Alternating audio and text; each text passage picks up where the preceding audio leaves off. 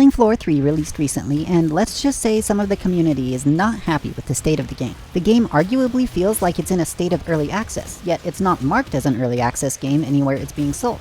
The base game is only $40, but there are deluxe editions as well. They added a battle pass and in-game currency system, because that's what all the cool kids are doing these days, and took away some features that have been seen as series staples. While I agree with a lot of the general sentiment, I miss having welders and rechargeable syringes, etc.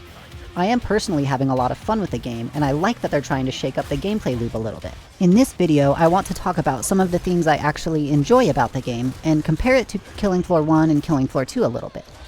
Now, it's hard to fault the first game for a lot of things since it was both the first in the series, and it started as a mod for Unreal Tournament. So anything I mention is just for comparison's sake, as it was a passion project through and through. There's plenty of things Killing Floor 3 gets wrong, and I do agree with the community on the majority of these. The matchmaking is pretty awful, not being able to customize round length is a huge bummer, and the hub world kinda sucks, just to name a few. However, there are some things I like that I haven't seen many people point out. For instance, I think having multiple tools to choose from and having a special ability for each class is kind of neat. The wave mutations are also an interesting idea in my opinion. These are special waves that have certain kinds of enemy spawn increased, but also increase certain kinds of damage for you and your team. This varies up the gameplay in a nice way. I also feel people are forgetting that Killing Floor 1 and 2 had predatory microtransaction systems of their own, and Killing Floor 1 came out during a time where this was not as common of a practice. Most of the characters and quite a few interesting guns are locked behind a paywall. Want to play as a girl? Give us $5. Want new weapons? Better fork over that dosh. And Killing Floor 2 hopped on the loot crate hype train of the time. Now, I'm not defending these practices by any means, but the battle pass and in-game currency is not a surprising move when you look at the history of the franchise. Another thing I've seen complaints on is the amount of classes and other content. Killing Floor 1 has 7 classes total, while Killing Floor 2 has managed to go from the 4 classes it had in early access to a total of 10.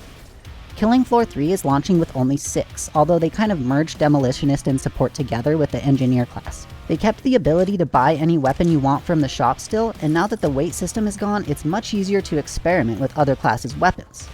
For example, the Support Laser is super strong on pretty much any character, so it's my go-to weapon when I'm not sure exactly what to pick. You could also run a Medic gun if you want to heal your teammates without playing the Medic class, just like the good old days. This does introduce the problem of the perks feeling sort of homogenized, especially at lower levels. Side note, they have already confirmed they are decoupling the perks and characters and adding Gunslinger. Killing Floor 3 launched with 8 maps total, although I would like to point out that some of them are very similar both in terms of design and aesthetic, while Killing Floor 2 launched into early access with 3 maps, significantly less than the first publicly available version of Killing Floor 3. They've also confirmed they are going to add more maps like they always do. Vibes are also a bigger part of games than we realize, and I've seen some people saying they missed the old witty British feeling the other 2 games have. I find this to be an incredibly subjective thing, and I actually went back to play the OG Killing Floor a little bit just to remember what it felt like. I honestly was getting kind of annoyed by some of the dialogue stuff. The trader's overtly sexualized lines between rounds were kind of cringy to go back to in all honesty. I like the big ones, don't you? I don't know, maybe it's just me, but it's not something I particularly miss or care about too much. I think having more diverse voice actors and people from different cultures is fine, and they can still get witty with it. Although, in their current state, the characters do feel quite boring in comparison. I know the early access label on Killing Floor 3 would probably make a bunch of people feel better about the current state of the game, but even in early access, Killing Floor 2 was being sold to the public for $30 for significantly less content. I honestly kind of appreciate them just releasing the game with a roadmap. This might be a hot take, but early access is kind of becoming a crutch in my eyes for a lot of developers, since most games nowadays see significant changes over time, even if they're not released in early access. This means, in practice, essentially all multiplayer games could be considered early access, since things will be added and changed over time according to player feedback, if the devs go about things the right way. Which I would like to add historically Tripwire does. Also, they made the game feel significantly better in my opinion than it did in the closed beta test back in March. So I'm confident they will continue to improve the game. So when you compare this to the early access version of Killing Floor 2, which was the first version that was sold to the public, I would say we have more content and more verification of things being fixed than we had in the past. Some might say that's an unfair comparison to make, and you're right in a sense, but this is the point where they were selling the game as a product, early access or not. I've been playing these games since 2011, so I've been around for a lot of this franchise's lifecycle.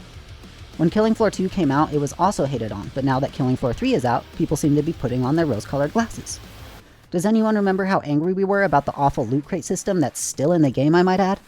Then they handed the development off to Saber Interactive, who added robots and weird weapons that the community didn't really jive with. Speaking of the guns, I actually don't mind the futuristic gun style of Killing Floor 3. Of course, I miss the historically significant weapons of the past games, and I know that's important to a lot of people, but it's nowhere near a deal breaker for me. I understand this seeming like a step back to Killing Floor 2, which has had 10 years of updates I might add, but in reality, I think this is the best base we have had to start with so far. I will admit, the game should probably be labeled as early access, but I also don't hate the devs for just going for it. They've given us a pretty detailed roadmap of the foreseeable future, and these are the types of games that evolve over time. I think people should be educated on exactly what they're buying, and never just pre-order a game solely on the basis of liking the past games. I don't blame anyone for wanting to wait until the game is more finished or seeing exactly how things shake out, but I for one am optimistic. As it stands, Killing Floor 2 still has a fairly active community, and I think there's nothing wrong with having them exist simultaneously for now. It's important that everyone's voice is heard, but I also think it's important that we give this game and Tripwire a fair shake and see how things turn out. As far as Killing Floor launches go, this isn't that out of the ordinary, and I believe Tripwire will continue to improve the game. But let me know what you guys think in the comments.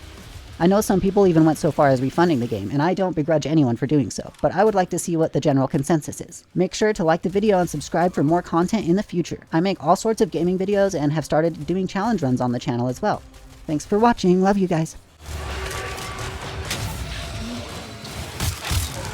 Keep it